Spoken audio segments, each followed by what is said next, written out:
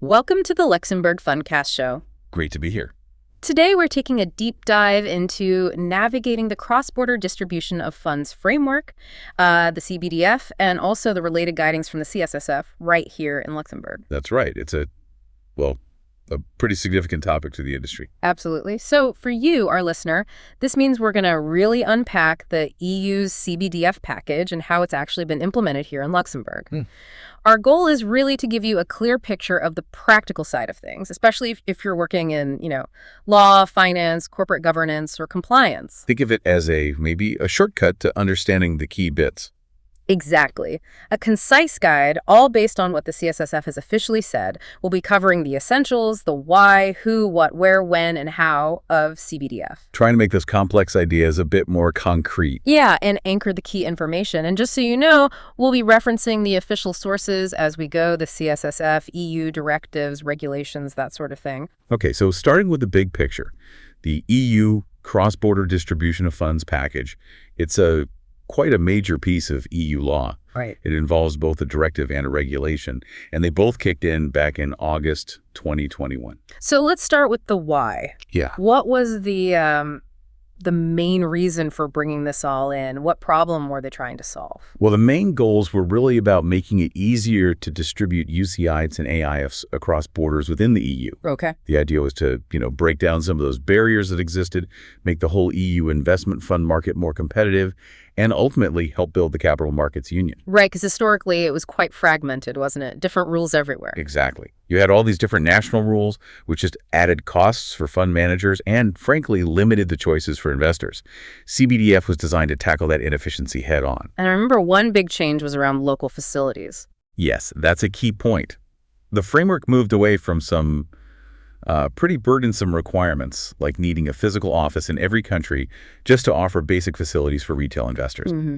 The directive, 2019-1160, really pushes towards using technology and better cooperation between the regulators instead. Much more efficient. Okay, that covers the why. Now, who exactly does this framework apply to? The who? It's pretty broad, actually. Covers all types of funds, so both UCITS and AIFs. Right. And the regulation, that's 2019-1156, specifically names AIFMs, UCITS management companies, including the self-managed ones, and also the managers of UVECA and USEF funds. So that's the EU-based managers? Yeah. What about firms from outside the EU wanting to market here? Good question. It does have an indirect impact there. While the directive mainly targets EU AIFMs, non-EU managers marketing under the national private placement regimes, the NPPRs, are affected too. How so? Well, Recital 12 of the CBDF directive basically says that member states shouldn't put EU AIFMs at a disadvantage compared to non-EU ones. Ah, okay. Level playing field principle. Precisely. And you see that reflected in how Luxembourg handles pre-marketing for non-EU AIFMs. They're sort of aligning some NPPR aspects with CBDF standards. Got it. So we've done why and who. Let's get into the what. What are the actual core components of this CBDF package? Okay, so you've got two main pieces of law. There's the directive, EU 2019-1160, often just called the CBDF directive. That one needed each country to pass its own laws to implement it. Right, transposition. Exactly. And then there's the regulation, EU 2019-1156, the CBDF regulation. That one applies directly everywhere in the EU. Okay. And what areas do they cover? They introduced or harmonized rules across several key areas. Things like pre-marketing, mostly for AIS requirements for marketing communications, how you denotify when you stop marketing, the rules around facilities for retail investors, and generally boosting transparency. We should probably put a table summarizing those two acts in the show notes for people. Good idea. It helps keep track of which instrument does what. And the where seems straightforward. This is EU-wide. Yes, absolutely EU-wide. Affects all member states, aiming for that integrated market. And finally, the how and when. How did this actually roll out? So the directive needed national laws by August 2nd, 2021. Right. And the regulation, well, parts of it became applicable on that same date, August 2nd, 2021. So that was the key deadline. Okay, let's focus on Luxembourg now. You mentioned transposition. How did Luxembourg handle bringing the CBDF directive into its own law? Luxembourg acted pretty swiftly. They transposed the directive through the law of 21 July 2021. Right on the deadline, essentially. Pretty much. The law was published a few days later, July 26th, and it specifically amended the existing big fund laws, the UCITS law from 2010 and the AIFM law from 2013. And it officially took effect on August 2nd, 2021, right in line with the EU date. If you want the nitty-gritty, the parliamentary documents, Projet de Loi 7737, and Legilux, the official portal, have all the details. And who in the Luxembourg fund world felt the impact of this law? It really touched pretty much everyone involved in funds here. All the UCIs and AIFs, based in Luxembourg, obviously. Sure. Plus the Luxembourg-based UCIs management companies, the AIFMs authorized here, and also any firms from other EU countries marketing into Luxembourg. So what were the main changes this law introduced, the key whats for Luxembourg? Okay, several big things. First, defining and regulating pre-marketing, especially for AIFs. Right, that was new. Second, setting clearer requirements for marketing communications for all funds. Third, creating a harmonized process for denotification. That's when you stop marketing. And fourth, updating the rules on providing facilities for investors. Let's take pre-marketing first. That was a big one for AIFs. How is it defined now? Yes, so the AIFM law now has a specific definition. Article 28(1) defines it as providing information or communicating about investment strategies or ideas to potential professional investors. Yeah. This is done to test their interest before the fund is set up or before it's properly notified for marketing in that country. And crucially, it must not be an offer or placement that allows them to actually invest yet. So what can't you do during pre-marketing? What's explicitly forbidden? Article 28(1), paragraph 2 is clear on this. You can't give potential investors draft or final subscription documents. Right. Or a prospectus or offering document that has enough detail for them to make an investment decision. If you do provide draft documents, they absolutely must state they're not an offer, that the info isn't final, it's incomplete, subject to change, all those caveats. And there's a notification requirement too, right? You have to tell the CSSF. Yes. If you're a Luxembourg AIFM, you need to send an informal letter, the pre-marketing notification letter, to the CSSF within 2 weeks of starting pre-marketing. Okay, what goes in that letter? It needs to detail which EU countries you're pre-marketing in, a brief description of what you're doing, like the strategy, and which AIFs or compartments it relates to. The CSSF's website has a dedicated page on pre-marketing with more info. It all stems from Articles 28(1) and 28(2) of the AIFM law. And what happens if someone you pre-marketed to subscribes soon after? Is there a link? There is. Article 28(1), paragraph 4 says, if a professional investor subscribes within 18 months of the AIFM starting pre-marketing for that specific AIF, or one set up because of it, Then what? then that subscription is considered the result of marketing. Oh. Which means it triggers the full marketing notification requirements in that country. So that 18-month look back is important. Definitely. Okay, shifting gears to marketing communications, how did CBDF change the rules there? Well, the core rules come directly from Article 4 of the CBDF regulation. Luxembourg law mainly provides the framework for the CSSF to supervise this. And what are those core principles? Fundamentally, all marketing materials must be clearly identifiable as marketing. They need to be balanced, showing risks as well as rewards, and they have to be fair, clear, and not misleading. Seems straightforward, but I guess the devil's in the detail. It often is. Plus, there are mandatory disclosures now. You have to say the prospectus and KID or KID are available, how and where to get them, in which language. Right. And also include a statement that the manager might decide to stop marketing the fund. The CSSF applies the ESMA guidelines on this via its Circular 22795. Okay. Now, denotification. Stopping marketing in a country. That was harmonized too. Yes. Luxembourg now has this EU-wide harmonized procedure in its law for both UCITES and AIFMs wanting to stop marketing in a specific host country. What does that involve? What are the conditions? There are a few key steps. A big one is making a blanket offer to buy back or redeem all the shares or units held by investors in that specific country. Okay. This offer has to be free of charge, open for at least 30 working days, and you need to individually notify every known investor there. Does that apply to all funds? No. Importantly, that specific blanket offer requirement doesn't apply to closed-ended AIFs or LTIFs. Got it. What else? You also have to publicly announce your intention to stop marketing there, and you need to change or end any contracts you have with financial intermediaries in that country. And after you denotify? You still have to provide information to any investors who might remain in the fund in that jurisdiction. And for AIFs, there's that 36-month ban on pre-marketing the same or similar strategies in that country afterwards. Where can we find these rules in the Lux laws? They're in the new Article 54(1) of the UCITES law and Articles 29(1), 30(1), and 31(1) of the AIFM law. Okay. And the rules on facilities for investors, you mentioned modernization there. Yes. UCITES marketing to anyone and AIFM's marketing to retail investors need to have facilities to handle certain tasks. Like what? processing subscriptions, redemptions, payments, giving investors info on how orders are handled and proceeds paid, helping them exercise their rights, making fund documents available, providing info on a durable medium, and acting as a contact point for investors and authorities. Article 53 of the UCI's law lists these out. But the big change was how you provide these. No more need for a physical office. Exactly. That was the significant shift. No mandatory physical presence, no need to appoint a local third party anymore.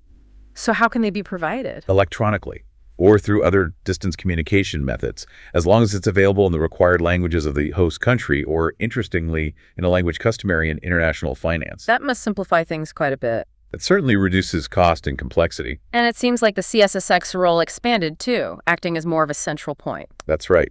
CBDF strengthened the CSSF's position as a conduit for information exchange with other EU regulators and ESMA. For example, when a fund wants to denotify, the CSSF checks the file is complete, then sends it on to the host regulators in ESMA within 15 working days. They also inform other regulators about pre-marketing notifications they receive from Luxembourg AIFMs. So summing up this part, these CBDF rules are now basically baked into the main Luxembourg fund laws. Precisely. They're integral parts of the 2010 UCITS law and the 2013 AIFM law now. Now, navigating all this can be, well, tricky. The CSSF provides guidance, right? Like that FAQ on notification procedures. Absolutely. The CSSF's FAQ CBDF notification procedures is really essential. It gives practical answers on how to handle the various notification steps under CBDF. And there's a new version out. Yes. Version 9 came out on May 19th, 2025. That's the latest official guidance from them on these procedures. Who's that FAQ really aimed at? Primarily UCITS, AIFMs, their MANCOs, and basically anyone involved in notifying, denotifying, or pre-marketing funds. What kind of stuff does it cover? It's usually split into UCITS and AIFM sections, covering things like pre-marketing steps, denotification processes, but also very practical things like file size limits for submissions, or what specific attestations you need to include. You mentioned version 9. Was there a specific change in that one? Yeah, the interesting thing in V9 was that they deleted question 15 in the UCITS part. What was that about? It used to specify how you should name the files for alternative versions of the Visa stamped prospectus. And why delete it? Well, it probably means the process got simpler, or maybe it's just handled differently now, perhaps through improvements in their eDesk portal. Right.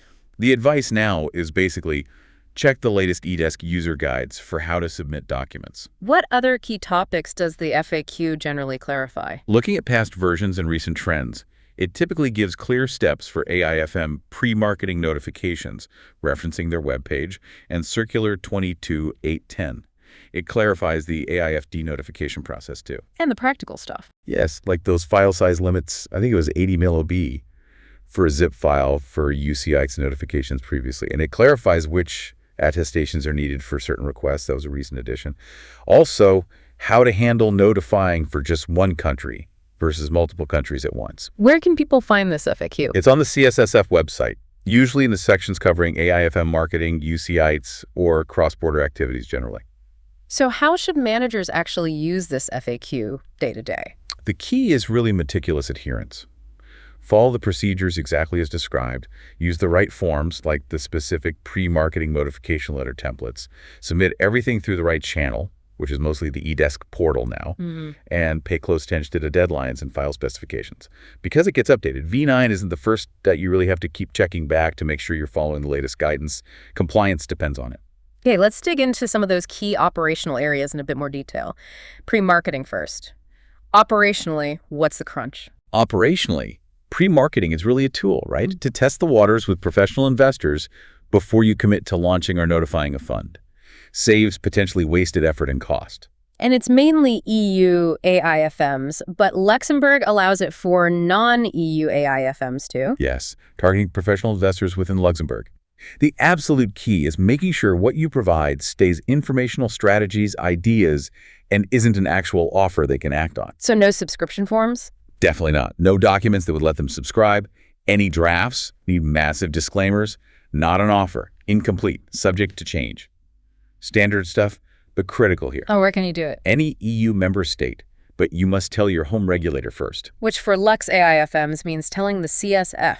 Within 2 weeks of starting, using that pre-marketing notification letter, CSSF templates are available, as mentioned in Circular 2028-10 and on their webpage. Your home regulator then tells the other relevant regulators. So documentation is key. Careful drafting, clear disclaimers, good record keeping. Absolutely. And don't forget that 18-month rule we talked about. Right, the link to subsequent subscriptions. Okay, what about marketing communications, compliance, and practice? The core principle is fairness and clarity for investors, making sure they get information that's, fair, clear, not misleading, to make informed choices. It's about investor protection. And who's responsible? The UCITS Manco, or the AIFM. Even if you use third-party distributors, the IFM is ultimately on the hook for compliance. And the practical steps. First, clearly label everything as marketing communication. The CSSF really wants that to be prominent. Okay. Second, balance risks and rewards. Don't just highlight the potential upside. Third, ensure consistency with the legal documents prospectus, KII KID. The CSSF found weaknesses here in a review. Inconsistencies. Yeah, marketing materials saying slightly different things than the official docs. Also, communications not always being fair or clear, or maybe not suitable for the intended audience. And the mandatory disclosures we mentioned earlier. Prospectus guide availability, how-where language, and the potential termination statement. Those must be in there.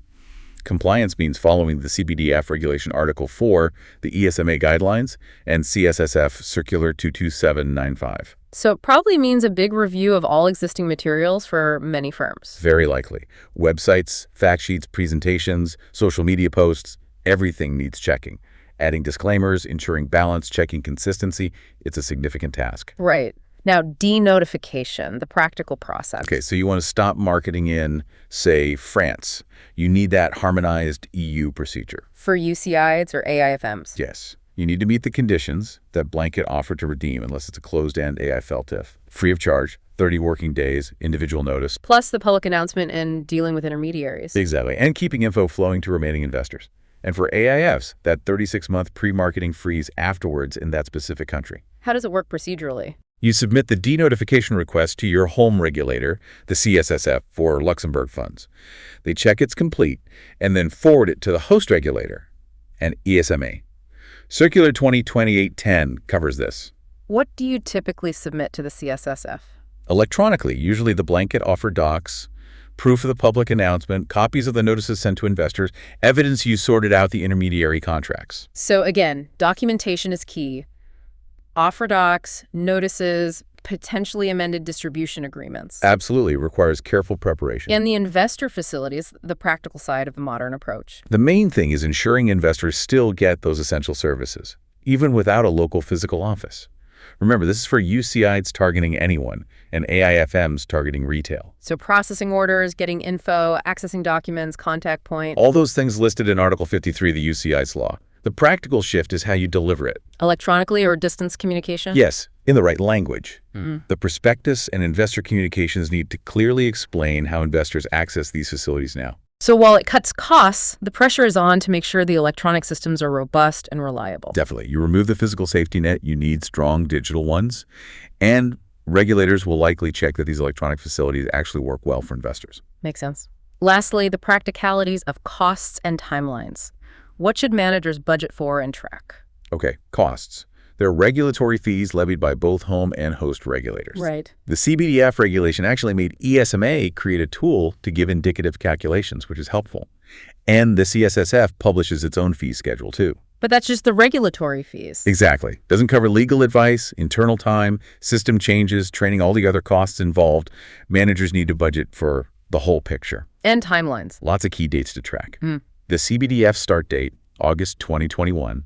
The 2-week deadline for pre-marketing notifications, the 30-day offer period for denotification, plus the CSSF's 15-day processing time, the ESMA's marketing guidelines in Feb 2022. More recently, those CSSF EDISC API updates in November 2024, the new EU notification rules from July 2024. And looking ahead. The EU Commission evaluation's due in 2025. It's constantly moving. So how should firms manage this? Strong internal processes are vital.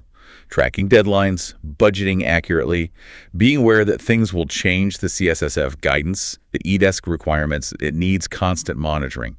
Proactive management is key. All these changes clearly flow through to the documentation. What's the overall impact there? You're right. The core CBDF principles, linking marketing to legal docs, pre-marketing rules, de-notification info, describing investor facilities, ensuring consistency, all demand changes to various documents. Which one specifically? Well, definitely the prospectus, the KI'd or a KID, all marketing materials, obviously. Distribution agreements often need tweaking, website disclosures, maybe even the fund's constitutional documents in some cases. It's a wide range. Yes. Think prospectuses, KI'ds, KIDs, all marketing comms, annual reports potentially, subscription forms, distribution agreements, internal policies. It touches a lot. We could include a checklist table in the show notes for this too. Good idea. What about tax? Did CBDF change anything on the tax front for cross-border distribution? That's an important clarification. CBDF is really focused on the regulatory side, not tax directly. So tax rules haven't changed because of CBDF? No. Taxation still follows national laws and the tax treaties between countries. That's separate. You might hear about other tax things like that CSSF communication on simplified liquidations or the VAT ruling on director fees, but those aren't linked to the CBDF framework itself.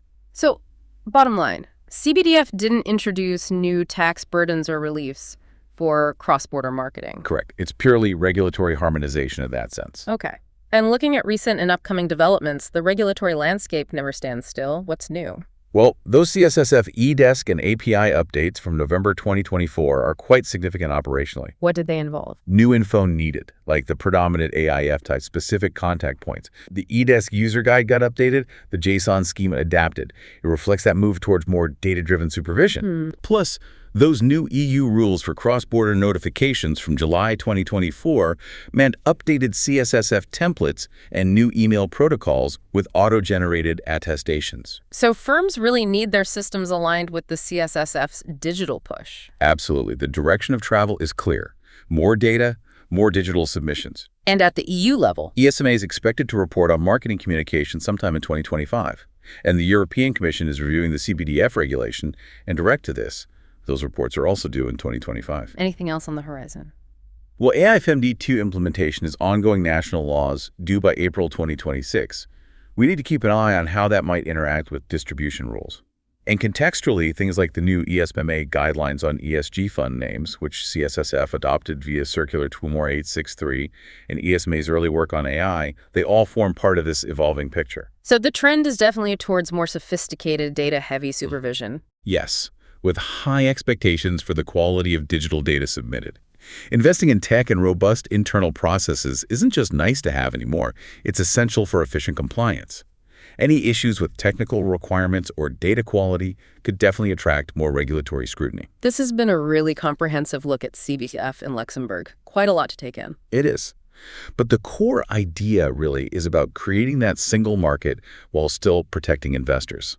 CBDF harmonized key areas: pre-marketing, marketing rules, de-notification, investor facilities, making things hopefully a bit smoother cross-border. And the CSSF is clearly active, updating guidance like that FAQ V9 shows. So staying vigilant, understanding the procedures, it's crucial for anyone distributing funds cross-border from or into Luxembourg. Definitely a space to watch closely. Thanks for walking us through all that. My pleasure. This podcast contains content generated or significantly edited using artificial intelligence tools. All information is provided for general informational purposes only and reflects knowledge available at the time of publication. It does not constitute financial, investment, or legal advice. We recommend that listeners verify the information independently and consult with qualified professionals for personalized advice. Hit that like and subscribe button. It was the Luxembourg Fundcast podcast for you today.